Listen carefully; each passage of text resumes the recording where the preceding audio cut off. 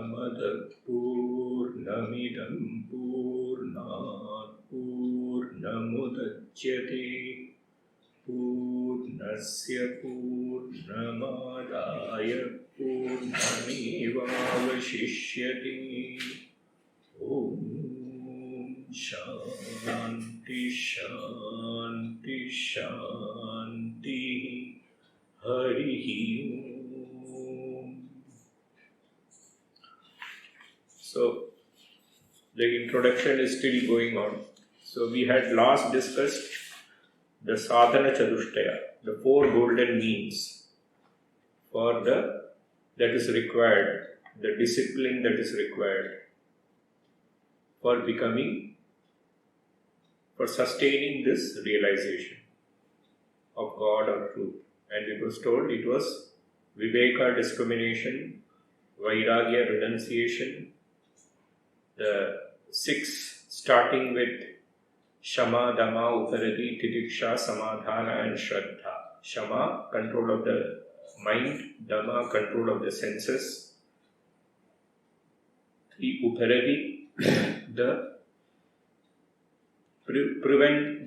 preventing the controlled senses from wandering further onto objects. This is Uparati, and then Titiksha, forbearance, then Samadhana, concentration, and finally Shraddha. And then the fourth one is Mumukshutva, the desire to liberate oneself. Now, we will go to that one word which we discussed, Vedanto Nama Upanishad Pramana. What is Pramana? Pramana, that word, it is coming from the root Mang, Mane, Shabdecha. Measuring, that is the root meaning. And that is used for knowing also. So measuring is the root meaning. There are 4 words. One is Pramatru, the knower. Then Pramana, the means of knowing. Then Prameya, the object of knowledge. And the whole process of knowledge is also called Pramiti. So here the word is Pramana. It can be interpreted as Pramiyate Anena Iti Pramanam. That by which something is correctly known, the instrument of knowing, we can say, is Pramana.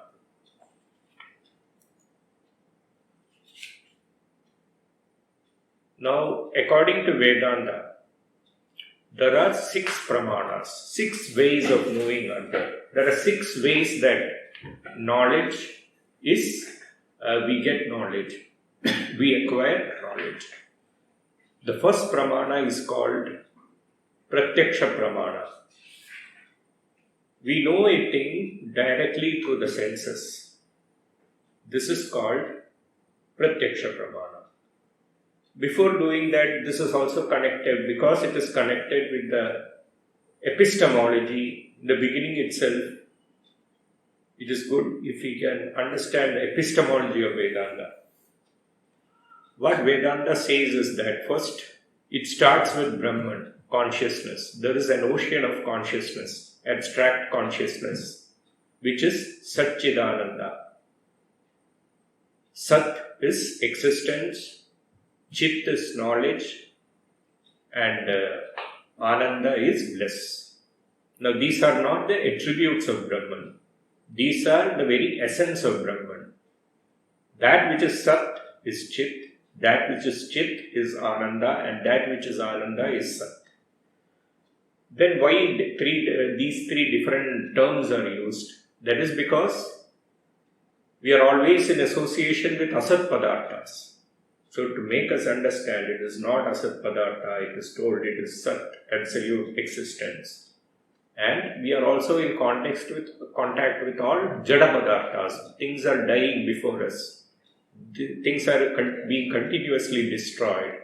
So, with reference to that, to keep that in context, it is told Brahman is Chit, Chaitanya, consciousness. And again, finally, it is Ananda. There is no misery or anything in it. To make us understand that these three terms are used. So now we come to, and in this consciousness, the first thing is, it doesn't lack anything, it is Purna. This ocean of consciousness, it is Purna. And suddenly that ocean of consciousness becomes covered. It can never be covered, but some sort of a covering has come. From this covering veiling, the first effect is Apurnatva Bodha. That is, we feel that we are imperfect. And because of this Apurnatva Bodha, what happens is, Kama comes into being, desire. Why does desire come? Because we feel we are Apurna. We feel that we are imperfect. But at the same time, the memory of our perfection is there. Out of this contradiction, Kama comes. This is the genesis of Kama, desire, according to Vedanta. And then, from this Kama comes, then you see that because the memory of the perfection is still there, we want to become perfect by acquiring things from outside, by adding on to ourselves things externally. To do that, we engage in karma. And then through karma, we get objects of desire, which like a loop feeds on itself. It increases kama. And in akama, desire leads to more feverish activity. And this activity leads to more attachments. So this is the bija, or the cause of what is called shoka and moha, grief and delusion. And thus, the state of samsara becomes unending. The state of being born, dying, rebirth becomes unending. So this is the thing. Avidya, kama and karma. Now, we told that the first effect of avidya is, what is the first effect of avidya is aham, that aham bodha. The first is that there is that abstract ocean of consciousness. It becomes veiled, and the first effect is the feeling I exist, I know. And when I is there, thou is there, in that it is two poles. It cannot exist on one pole or one polarity only. I is there, thou also is there. So this is what is called buddhi. Now what happens is, let us take up the knowledge of external objects. How we perceive external objects. There is this buddhi, which is an effect of avidya, ignorance, and which carries the reflection of pure consciousness. And this, when we see an object, what Vedanta says is that there is a verse in the one primer of Vedanta called Panchadashi, which goes like this: Buddhi tatstha chidabhasau dvavapi vyapnutau ghatam tatra ajnanam dhiya nashyet abhasena ghadaspuret. Buddhi tatstha chidabhasau. Two things. One is the buddhi vritti, the modification of the intellect, of the I consciousness. That, along with the reflection of pure consciousness. The buddhi vritti and the reflection of pure consciousness. The modification of the intellect, which carries the reflection of pure consciousness. Both of this goes out through the senses and envelops the object, which say a picture, ghata. Both of them envelop the picture. Tatra ajnanam dhiyanashyet. The ignorance with reference to the picture, with the ghada, is destroyed by buddhi. That is, everything is covered with ignorance, because everything is in effect consciousness. So the picture is also in effect consciousness. But we see the picture because it is covered by ignorance. We are also covered by ignorance, the picture also is covered by ignorance. So, the function of the buddhi vritti is to destroy the ignorance with reference to the picture. Swamiji gives the example of Pygean holding. So many impressions are there, the process of comparison is going on within us. And finally, we identify the picture, that picture which is different from all other substances. We identify it. Because through a process of sorting is going on within ourselves, sorting of impressions, which are Pygean hold within us, within the mind, which is called the chitta, the mind stuff, is taking place. And from this, the final identification of the picture takes place. Now, this is how ajnanam dhiyanashyet, the ignorance with reference to the picture is destroyed by the buddhi vritti. Then he says, abhasena ghadaspure, and the reflection of consciousness in the vritti. That becomes unified with the reflection of consciousness in the modes of knowing, and again in the object of knowledge also that reflection is there. That consciousness that is limited by that object. All these becomes unified.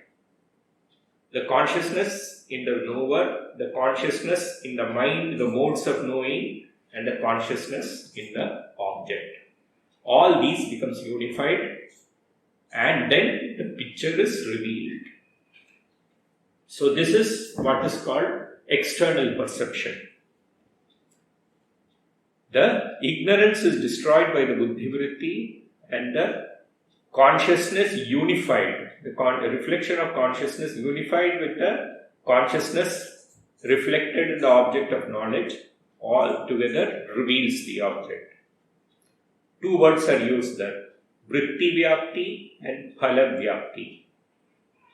Vritti vyapti is the buddhi vritti is covering the object, which is necessary to remove the ignorance from the object. The next is phala vyapti. Phala vyapti is the reflection of consciousness, is covering the object. That is necessary for revealing the object. This is the epistemology according to how we know an object, how we directly perceive an object according to Vedanta. They say that when we see an object, that the vritti goes out through the senses concerned and envelops the object. And when we hear also, it goes out. This is what they say. In the case of the other three senses, like the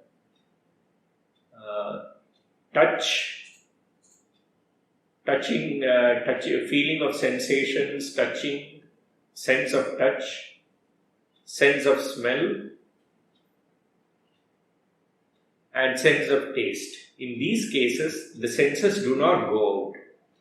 The object has to come to us to perceive it. But in the case of audiovisual forms, the senses go out. This is what Vedanta holds. This is the position held by Vedanta. So now we will come to Pratyaksham. What is Pratyaksham? Pradigadam akshi indriyam yatra tat Pratyaksham. That to which the senses go, that is Pratyaksha. Pradigadam akshi indriyam, where the senses have gone, that is Pratyaksha. Then next is Anumanam, which means inference. Now this is in Pratyaksham only the instrument is the senses.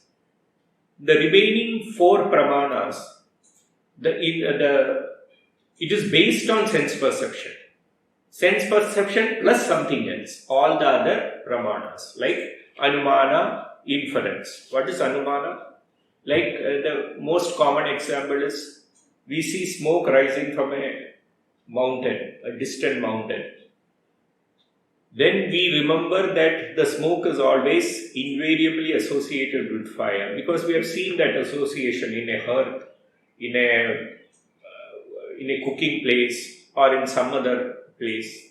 And so this knowledge of their association is already there within us. Based on that association, we say that smoke is there, therefore fire must be there, because I have seen the invariable association of smoke with fire in a cooking place. This is anumana or inference. Next is what is called upamana or sadrishya jnanam, knowledge of similarity. The example that our text gives is, it seems there is one object that is found in forests, which is quite similar to cows. The Shastra call it Gavaya. Gavaya. It is like mountain. Exactly the English term I don't remember, but the thing is, it looks almost like a cow, but it is at the same time different from a cow. So a person told there is such an object like this in the forest. It looks very much like a cow. So you go to the forest and you see that object. Immediately you remember, oh yes, that instruction, yes, there is something that looks like a cow. So this must be that object that person was talking about. This is upamana or sadrishya jnana. Now we find in this Ramakrishna Kathamrita many examples of this upamana. For instance, Thakur is telling, you know how ignorance is destroyed, how knowledge comes. It doesn't come little by little. It is like the striking of a matchstick. Immediately the fire is lighted, darkness of ages and ages together is dispelled.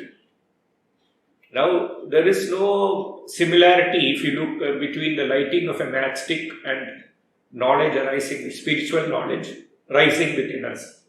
But this upamana can be kept in mind. It is very helpful to keep this in mind.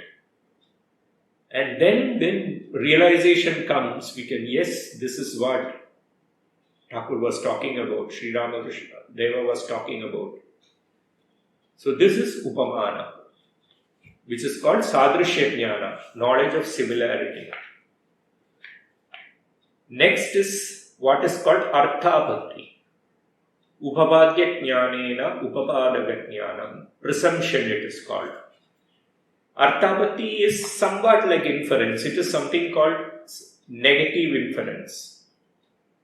Like from two contradictory facts, you infer something. This is arthapatti. Like Pino Devadatta Divana Bhunte. This is the most common example. That is, one fat person is there and we do not see him taking any fat food, but he is getting fatter day by day. So these are two contradictory facts, because it has never come in our experience that a person who does not take food becomes fat. So based on this contradiction, you presume something which you have not seen. This is arthapatti. You say, yes, he must be taking food in the night. You have never seen it, and perhaps you will never see it. But you have no alternative to come to that conclusion.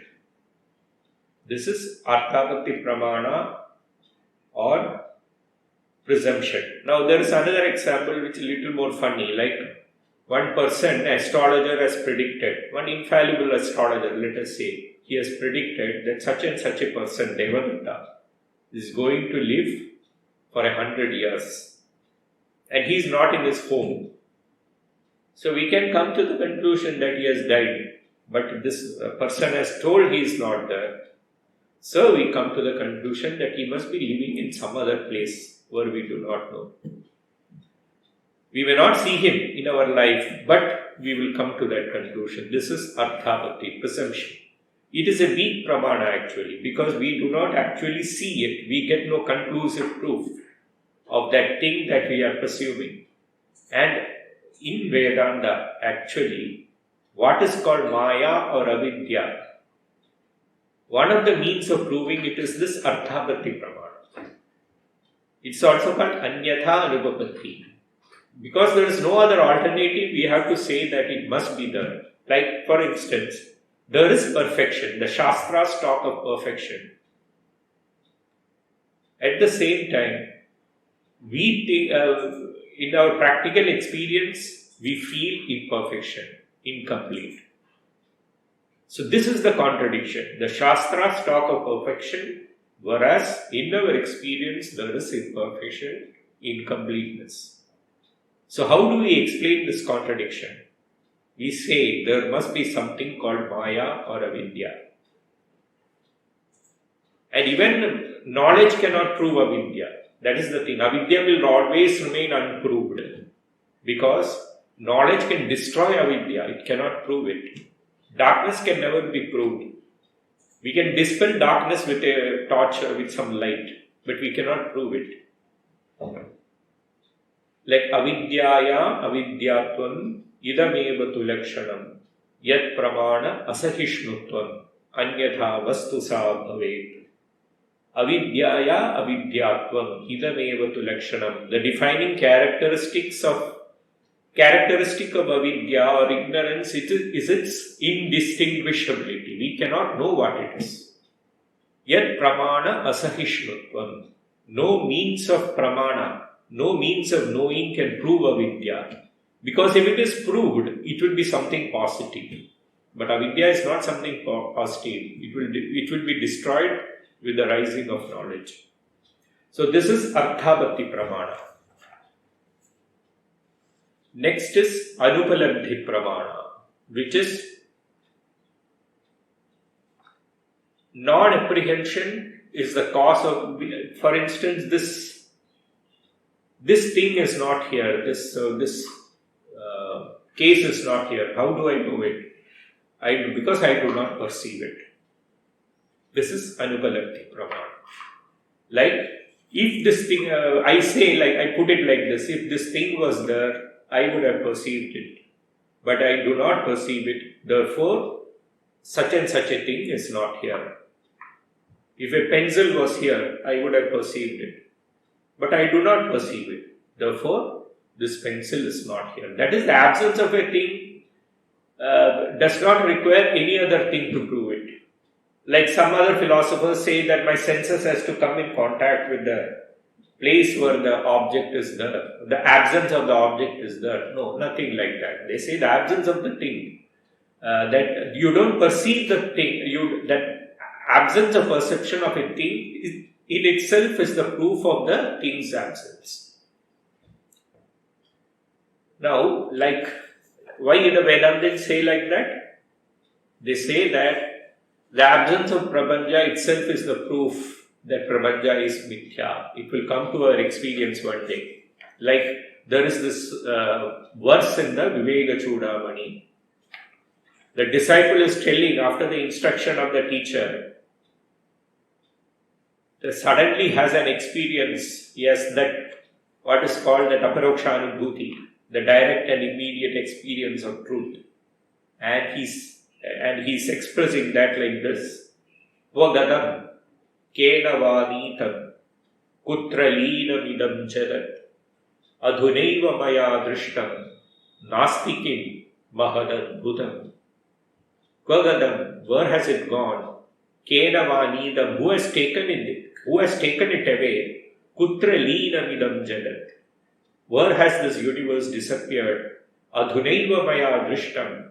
I was just seeing it now. Just 2 minutes back I was seeing it. Nastikim, is it not there? This is a great wonder. So this is this is why they say Anubalabdhi Pramana, that the absence of perception of a thing is itself required, that the non-apprehension of a thing is the proof that the thing is absent. The non-apprehension of a thing is the proof of the absence of the thing. The non-apprehension of the Prapanja is the proof that the Prapanja does not exist, that the Prapanja is not there. So these are the 5 pramanas that Vedanta talks about: Pratyaksha, Anumana, Upamana, Arthavati and Anubalabdhi. All these 5 pramanas are used for any object in this world. You can talk of anything.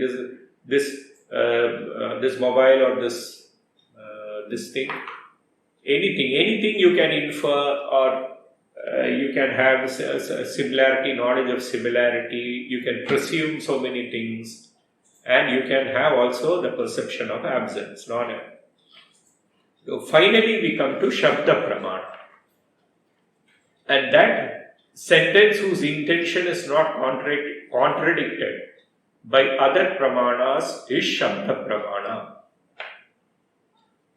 That is, other pramanas like Pratyaksha, etc., cannot contradict it. They may not support it, but they cannot contradict it even. That is what is called Shabda Pramana. And by that is meant the scriptures, mainly the scriptures.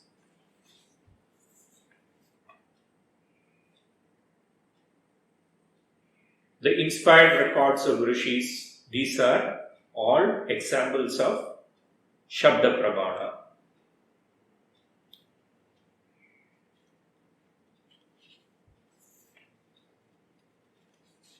Swamiji speaks of 3 things. I talked about it: instinct, reason and inspiration. Inspiration is actually, the scriptures are actually inspired. They have gone beyond reason, but at the same time they do not contradict reason. This is what is told.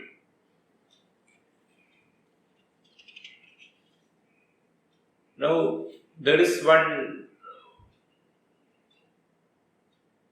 verse in the Gita: Antavanta ime deha nityasyokta sharirinaha anashino aprameyasya tasmad yudhyasva bharata. Antavanta, all these bodies have a beginning and an end. Antavanta nityasyokta sharirinaha, connected with this eternal Atman. Whatever bodies are there that appears to belong to this eternal Atman, they have an end. How do they end? Like in dream or in mirage or in magic. That is their end. That is, one day they will simply disappear. On the rising of knowledge, all these bodies, all these things that you see, all these things will disappear. Antavanta ime deha nityasyokta sharirinaha anashino aprameyasya. And this shariri is what? It is nitya, anashi, it cannot be destroyed. And aprameya, it can never be known. Aprameya is that which can never be made the object of knowledge, the Atman. Now this is very important. That is why I quoted this verse. When we say, how does the Shastra scriptures become authoritative? The Shastras do not become authoritative by revealing anything new. The Shastras become authoritative by removing the wrong ideas that have become associated with us.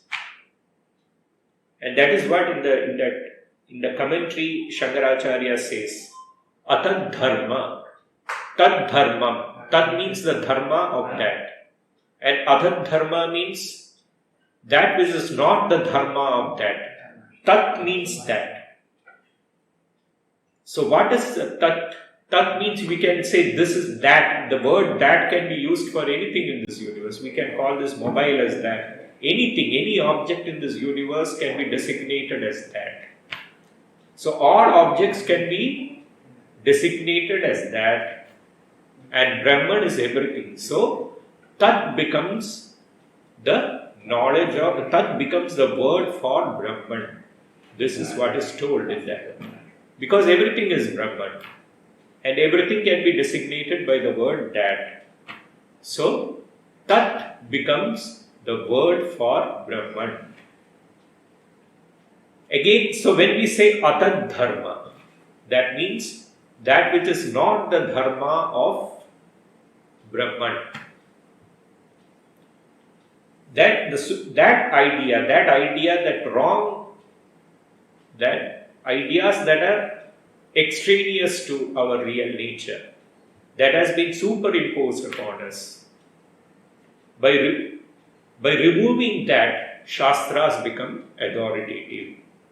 They do not reveal anything new, but the wrong ideas that has become associated with us. By removing that, Shastras become authoritative. We will see that in one of Swamiji's most inspiring statements. This idea, this how Shastras become authoritative. No breathing, no physical training of yoga, nothing is of any use until you reach to the idea that I am the witness. Say when the tyrant hand is on your neck, I am the spirit, I am the witness. Say I am the witness, nothing external can touch me. When evil thoughts arise, repeat that. Give that sledgehammer blow on their heads. I am the spirit, I am the witness, the ever blessed. I have no reason to do, I have no reason to suffer. I have finished with everything, I am the witness. So here we see that when the tyrant hand is on your neck, means what? Evil thoughts, thoughts that weaken us. When we say I am the spirit, I am the witness, nothing external can touch me. This is what is called Atad Dharma Adhyaropana Nivrutti. Ideas that are extraneous to us, that are weakening us, that do not belong to us. The removing of that is what Shastra does. And this is what Swamiji is also doing here. I am the witness, nothing external can touch me. When evil thoughts arise, repeat that. Give that sledgehammer blow on their heads. I am the spirit. To say this is that sledgehammer blow. So all these verses in the Ishopanishad, etc., these are all like, in Swamiji's words, sledgehammer blows on the wrong ideas that are superimposed upon us. When these ideas go, what is our Swarupa? That will remain. So this is why I told that Shabda Pramana. In this context, I was saying this, that how does the Shastra become authoritative? They remove the wrong ideas that are superimposed upon us, the ideas of the body, ideas of the mind, weakening ideas, especially weakening ideas. We can resort to good superimpositions, those ideas that take us to God. Like we think that we are the servant of God. That also is in one sense a superimposition. And that is good because it will finally take us to knowledge. So that is alright. So we told that aprameya, that Shabda Pramana becomes authoritative by removing the wrong ideas or the erroneous ideas that have been superimposed upon us. The idea that we have a body, that we have a mind, etc. A small example can be given. In short, I will say, like Satyam Jnanam Anantam Brahma, one Mahavakya in the Taittiriya Upanishad. Now, here the substantive or the Visheshya is Brahman, which I told was Brahmani, Brahmayati iti Brahma. That which grows and that which helps other things to grow is Brahman. Now that Brahman is being given a specific definition here. Satyam Brahma, Jnanam Brahma, Anantam Brahma. Now what is the word Satya doing here? Satya means the unchanging truth is Brahman. That which is unchanging is Brahman. Now here, what I told, that wrong ideas, what is unchanging? We see only change all around us. So when we say Satyam Brahma, the mind starts the process. One prakriya starts within us. One process starts within us of dissociating ourselves from all ideas of change. This is the effect of that word, Satyam Brahma. That whatever is changing is unreal. Thakur says in the Kathamrita, in the beginning itself, that God alone is the real substance. Thinking thus, we should shake off all unreal objects from our mind. This is exactly what is told. This Atadharma Adhyaropana Nivritti. When we say God, the unchanging, whatever is unchanging is the reality, then this starts a process within us of negating change, of dissociating ourselves from all kinds of change. And when at the culmination of this process, the mind itself will stop. And that will be the realization of Satya. The same with Jnanam Brahma. We say that knowledge is Brahman. But we don't see knowledge, we see only Jadapadartha, dead matter only we see. We don't see knowledge, knowing, consciousness. We see only dead matter. So we start a sorting process take place. That which is Jadapadartha, that must be the object.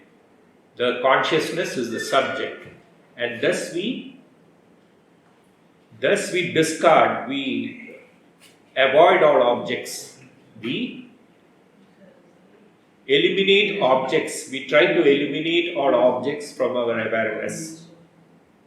And at the end of the process, all objects disappear and the awareness alone remains.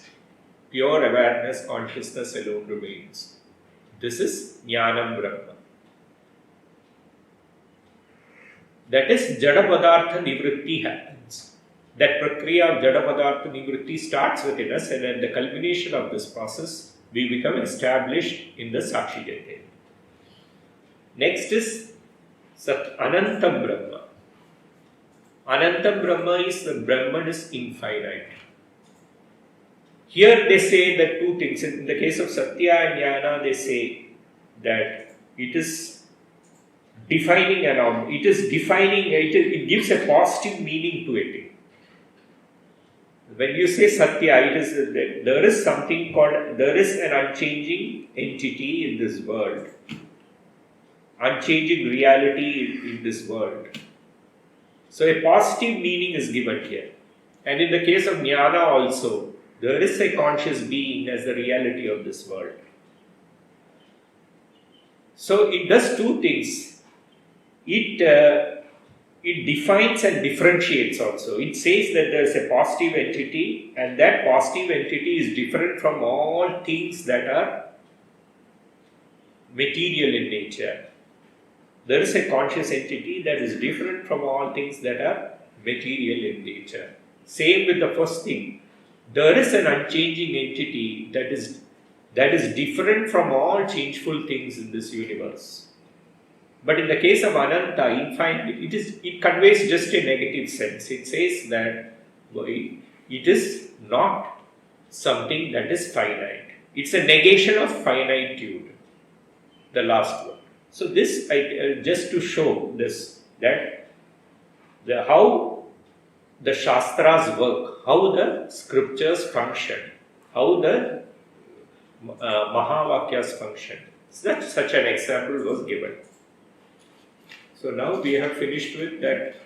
In short, we have told what are the 6 pramanas. One is that pratyaksha, direct perception, anumana, inference, upamana, which means knowledge of similarity. Then fourth one is arthabhati, presumption. Then anupalabdhi, which means non-apprehension of things. And finally comes Shabda Pramana. The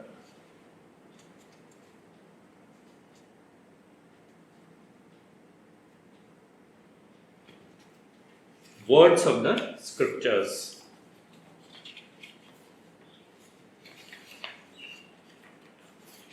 So now we have finished. In a general idea, we have covered that one sentence, which is Vedanto Nama Upanishad Pramanam. Veda is the Vedanta, means the fully evolved, the most evolved form of Vedic knowledge. That is Vedanta. And that Vedanta is the Brahma Vidya, the knowledge of Brahman, the knowledge of the spiritual reality of this universe. And we told that the spiritual reality can be expressed in three different manners. One, when it is thought of as the reality of this universe, it is Brahman. When it is thought of, and that same reality, when it is thought of as the reality of this body-mind complex, it is Atman.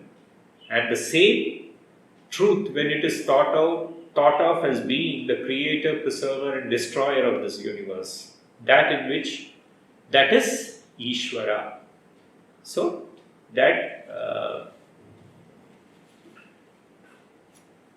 we have discussed.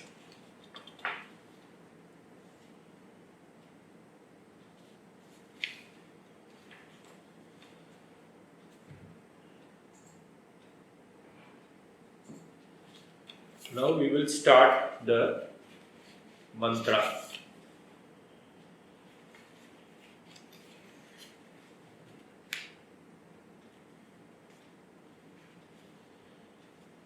So Vedanto Nama Upanishad Praman, that was one. So Vedasya Antaha, and it discusses Brahman, the knowledge of Brahman, the knowledge of Atman, or the knowledge of Ishvara. Nama, and it means it is that which is proved by the Upanishads. We told that Upanishads, the word we discussed, it is the knowledge that is gained by sitting at the feet of a teacher, which removes our ignorance conclusively when we approach it with nishtha and nishchaya, with determination and perseverance. And it means three things. It destroys ignorance, it leads us to Brahman, and it loosens the bondage of samsara. And then lastly, we discussed the word pramanam. Pramanam, just now we told that pramana is that there are 6 kinds of pramana, and the Upanishad deals with what is called the Shabda Pramana. And also one more thing, other pramanas cannot teach us anything about Brahman, about the spiritual reality of this world. That can only be known through the Upanishads. So Upanishads is unique in that sense. The Pramanatva of the Upanishad is different from all other Pramanas in that the truths that we get from the Upanishad, we cannot get from anywhere else, from any other Pramana. Now we will come to the Upanishad. We told that Ishavasya Upanishad belongs to the Shukla Yajurveda, the Vajasneyi Samhita. It is the last chapter of the Vajasneyi Samhita, Ishavasya Upanishad. There are 18 mantras here. Now, there are certain things that this Upanishad is, there is a verse actually which gives us the order of the Upanishads. Isha Kena Kata Prashna Munda Mandukya Tittiri Aitareyam Chandokyam Brihadaranyakam Tatha, it says.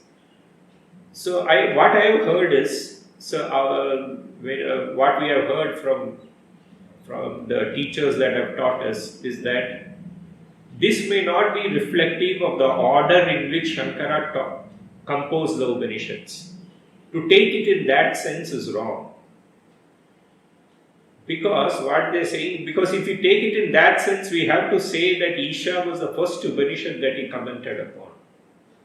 And the trouble in taking it in that sense is because the Ishopanishad is a little bit, it is a tough Upanishad to understand. It doesn't, it is a Upanishad that can be understood only after, they say, going through other Upanishads. For instance, there is a thought that Shankara may have composed Taittiriya Upanishad in the beginning. And the plausibility in that is that Shankara discusses the entire structure of Vedanta in that. So that is one thought process, that this Isha Upanishad may have been composed much later. This is told only to say that the ideas of the Upanishads is a little bit different from the other Upanishads, small other Upanishads that Shankara has commented upon. Because in this Upanishad, almost more than half of the verses does not deal with the subject matter of the Upanishads, according to Shankara. It deals with what is called that Jnana Karma Samuchaya, some idea is there, where both you have to do both Upasana as well as Karma. The value of both these are shown. So we will come to that. So this is one factor, one aspect of this Upanishad. The second thing that we have to understand is, there is a lot of in this philosophy, when we try to, then Swamiji has commented upon this Ishopanishad in one of his most wonderful lectures, which is available in the book called Jnana Yoga, or it is available in the second volume of the Complete Works, which is called God in Everything.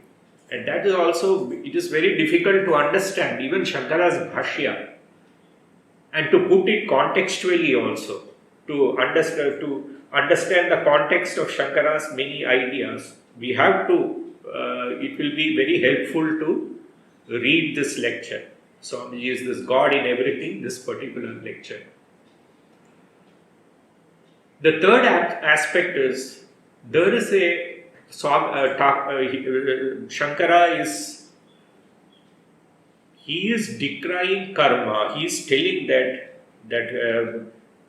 the main emphasis of the Upanishad is to say that these mantras have got no reference to karmas, to yaga yajnas. So a person, when he tries to familiarize with these ideas for the first time, it may be a little puzzling for him. So we have to understand the context of why he is telling that yaga, and that we're taking so much trouble to say that this has got nothing to do with sacrifices or ceremonies, these mantras. For that, we have to see that Gita, there is the second chapter of the Gita. Certain ideas of the Upanishad, first and second mantras, can be made clearer by taking up the second chapter of the Gita, especially Shankara's commentary on it. So in that, according to Shankara, there are two convictions that are dealt with in the second chapter of the Gita. One is called Sankhya Buddhi and the other is called Yoga Buddhi. What is Sankhya Buddhi? That is called Nainam Chindan Dishastrani, Nainam Dahadi Pavagaha, Na Chainam Kletayantyapo, Na Shoshayati Maruta, Achedyo Yamadahyo Yam, Makledyo Shoshya Evacha, Nityas Sarvagadastanu, Achaloyam Sanatana. All this comes under Sankhya Buddhi, the conviction of the truth, that the weapons cannot cut it, fire cannot burn it, water cannot wet it, air cannot dry it. It cannot be cut. It is Nitya, eternal, Sarvagata, all pervading. It is Tanuhu, it cannot be moved. Achaloyam, Sanatanaha, it is eternal. So this is called Sankhya Buddhi, this knowledge of the truth. That, according to the commentary, he says that there are 6 changes that Asti, there are everything that is born, everything in this world is subject to, every being in this world is subject to 6 things. asti, jayate, vardhate, viparinamate, apakshiyate, mriyate. It is jayate, it is born, it exists, it continuously exists, there's a continuity of existence. Asti, vardhate, it increases in size. Viparinamate, it changes suddenly it starts mutating. Apakshiyate, degeneration starts, and then mriyate, it dies. All these 6 things are there, and the Atman is not subject to any of these 6 stages. This can be experienced. And that conviction is called Sankhya Buddhi. And the first verse of the Ishavasya Upanishad is trying to give that Buddhi, that Sankhya Buddhi, that the God is everywhere. Only the nomenclature is different. In the Gita, it is talked about in the sense of the Atman, whereas in this Upanishad, it is talked about in the sense of Isha, Ishvara. That's the only difference. But what they aim at is this Sankhya Buddhi, this conviction of the unchanging reality in this world. The next is what is called the Yoga Buddhi. What is the Yoga Buddhi? The Yoga Buddhi, again in the 2nd chapter, it starts Yamimam Vyavasayatmika Buddhi Karmanyevadhivaraste Ma Phaleshu Katachana Ma Karma Phalaheturbhu Ma Te Sangostva Karmani. Then Vyavasayatmika Buddhi Ekeha Kurunandana Bahushagha Hyanantascha Buddhayo Avyavasayina. Vyavasayatmika Buddhi Ekeha Kurunandana. O son of Kuru, Vyavasayatmika Buddhi alone will work here. One, Nishchaya Swabhava, that is explained by Shankara as Nishchaya Swabhava Buddhi. A one-pointed, determined mind. Bahushaga Hyanandascha Buddhayo Avyavasayina. For the Avyavasayi, the Vyavasayatmika, the opposite person is Avyavasayi. One who has got an undetermined mind, one whose mind is vitiated with desires. They will never become, they can never be utilized in the pursuit of truth. The Shastras cannot help them there. This is the point. So, he is telling that this Vyavasayatmika Buddhi is Nishchaya Swabhava. Why? Because it is Samyak Pramana Jagidatva. It comes from the right understanding of Shastras. This Samyak Pramana Jagidat. Samyak Pramana is correct knowledge. The correct understanding of the Shastras, this determined Buddhi comes. And what is that Buddhi in the case of this Yoga? Yoga Buddhi is 3 things are told. It's a summation of 3-4 verses, which is Falabhisandhi Varjidaha, without worrying about the fruit of our actions. Ishvara Aradhanartha. Ishvara Aradhana Buddhya. Ishvararpida Buddhya. That Ishvara Aradhanartham. For the sake of the worship of God, for the sake of God, for the pleasure of God, I am doing all works without being bothered about the result of the work. And also, Siddhya Siddhyoho Samo Bhutva, being equanimous in both success and failure. I perform all works. That is what is meant by Yoga Buddhi. I am not worried about the fruit of I am not worried about the result of my work. I am doing all works for the sake of God. And I am equanimous in success and failure. I am not, whether the work becomes successful or not, I will try to hold my mind steady and balanced and not be affected by the result of the consequence of the work. So this is Yoga Buddhi. And this is what is told in the second verse of the Ishavasya Upanishad. We will come to that. That one has to, if one cannot have the conviction that God is everywhere, then you have to go on doing rites and rituals your whole life for the sake of God. And apart from these two, there is no other path that is open for you, it is told.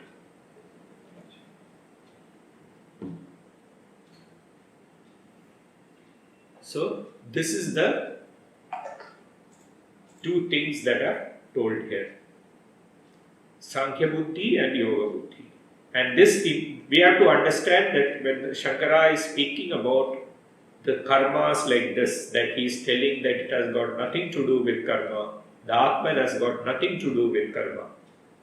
We have to understand this point. And another thing has to be understood. That is the philosophy of the Mimamsakas. Not with reference to work, with reference to the soul. Now, there are two main, the latest that is, which is popularly known now, are two philosophers of the Purva Mimamsa school, which is the school of rites and rituals, of interpretation of the Vedic texts as conveying the performance of rites and rituals. The one is called Prabhakara and the other is called Kumarila Bhatta. Now, according to Prabhakara, the self is the epistemology we are discussing here. Every act of knowing reveals three things. It makes manifest three things. It manifests the object of knowledge. It manifests the subject of knowledge. It manifests the knower. It manifests the object of knowing. And it manifests the very act of cognition. The very cognition also it manifests. It self-reveals itself, and with every act of self-revelation, it reveals the knower as well as the object of knowledge. So, three things are being manifest. One is what is called the Aham Vitti. The knower is being revealed. Second is the Vishaya Vitti. The object is being made manifest. And the next is the cognition itself, which is called Swasamvitti. The cognition itself is being revealed by itself. This is the Prabhakara's view. So, according to this view, knowledge, and it is also somewhat similar to what the Nyaya, the school of realism, Indian school of realism called Nyaya holds, that the knowledge is something extraneous to the self. And it just reveals the self as the knower. That is all. So now when you go to sleep, the Sushupti it's a very important thing, deep sleep. The analysis of deep sleep is very important for Vedantins. Now according to these people, when you go to sleep, because there is no cognition, the self cannot be known. It is covered with ignorance. Because it can know only when a cognition of an object comes, then the knower is revealed at the other end of the pole. It is only in relation to objects that the knower is revealed. Without the objects, in the absence of the cognition of the objects, there can be no revelation of the self. It is as good as being non-existent. You cannot know anything about it. You go to sleep, it is there, covered with ignorance. So, this is one problem. This is the problem is, so if a philosopher asks you, so what about the self that you say is in deep sleep? It is covered with ignorance. Can we know it? No, it cannot be known. The only thing is, it is as good as being, it is ignorance only.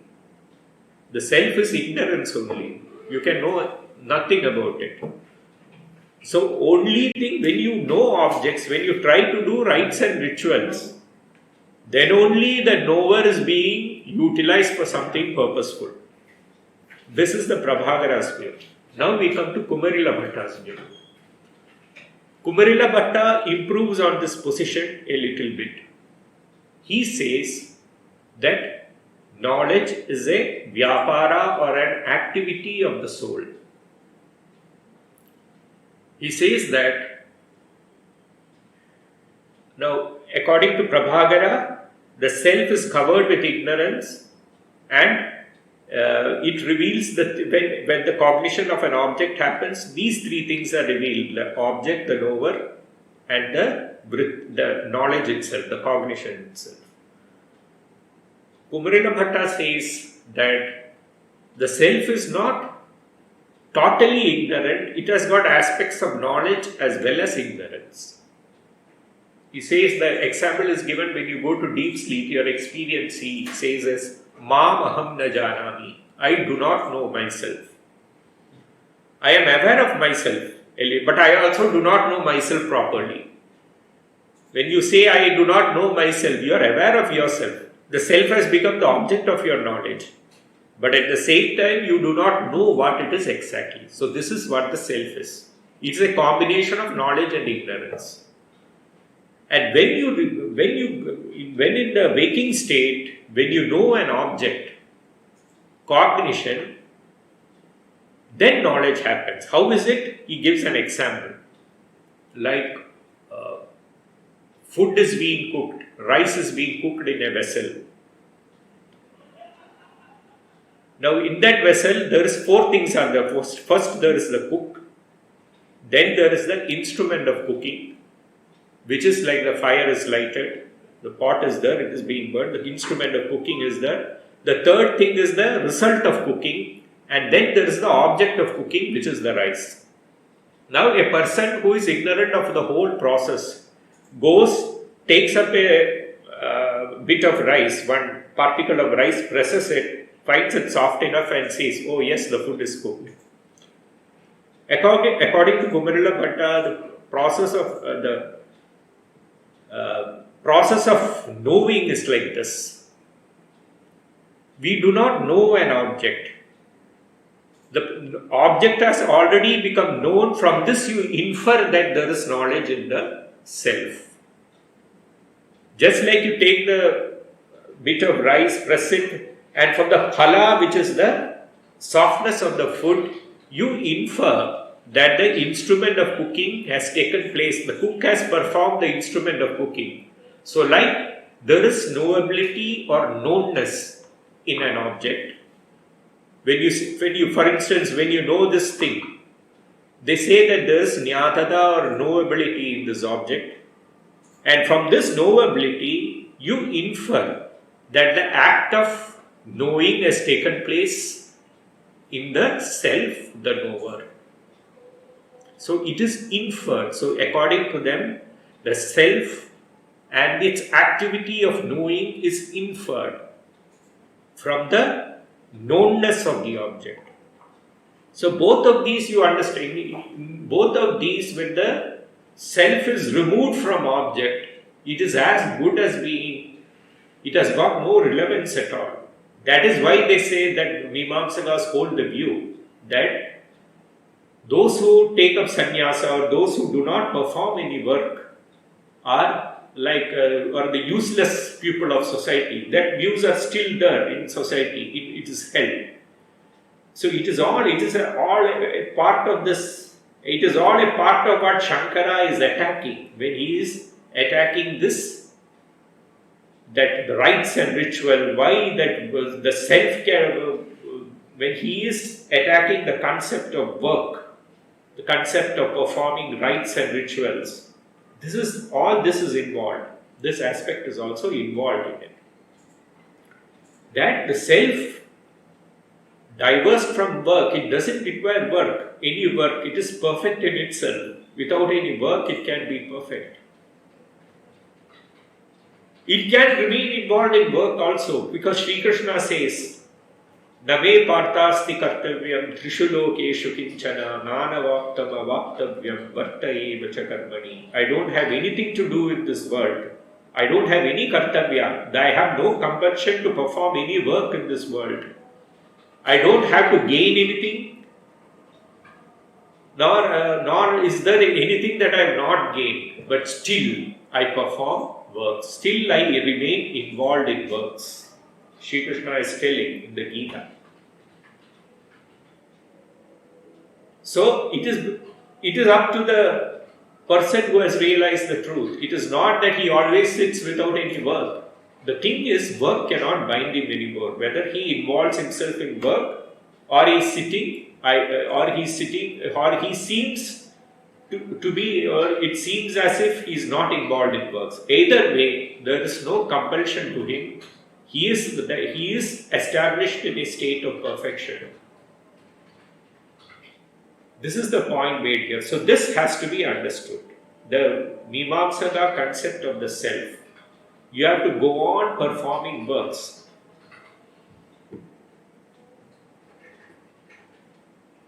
And if we understand this only, we can appreciate Shankara's ideas here. The context in which Shankara is talking about, he is criticizing many of the ideas of the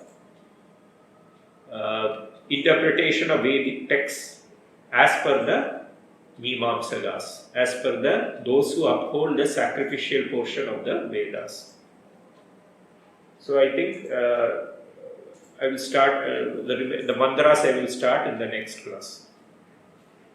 Om Shanti Shanti Shanti Harihi Om Tat Sat Shri Ramakrishna Arpanamastu.